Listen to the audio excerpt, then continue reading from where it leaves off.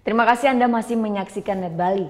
Polda Bali gagalkan penyelundupan 1 kg sabu dan 500 butir ekstasi asal Malaysia melalui jalur darat. Untuk mengelabui petugas, sabu disembunyikan dalam paket makanan ringan. Petugas Direktorat Reserse Narkoba Polda Bali mengungkap kasus penyelundupan narkoba asal Malaysia yang menggunakan jalur darat. Terbongkarnya sindikat narkoba internasional ini bermula dari tertangkapnya seorang pria berinisial KA di depan Pasar Adat Ubung Denpasar Rabu lalu. Pria asal Banyuwangi ini tertangkap basah mengambil paket makanan ringan berisi narkoba dari sebuah bus.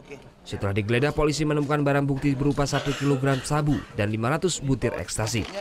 Untuk mengelabui petugas, barang bukti narkoba disembunyikan dalam kemasan makanan ringan.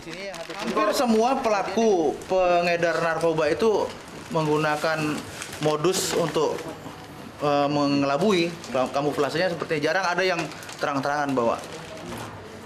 Ada yang dimasukin dalam bungkus rokok, permen, dan sebagainya. Biasanya.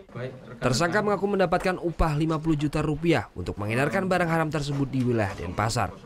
Dalam waktu yang hampir bersamaan, polisi juga menangkap seorang kurir narkoba berinisial BHR. Pria asal Madura ini berusaha menyelundupkan 100 gram sabu dari Pulau Jawa ke Bali melalui pelabuhan Gilimanuk. Kedua tersangka bisa diancam hukuman mati karena menyelundupkan sabu melebihi 5 gram seperti yang diatur dalam pasal 114 ayat 2. Muhammad Hasanuddin melaporkan untuk NET.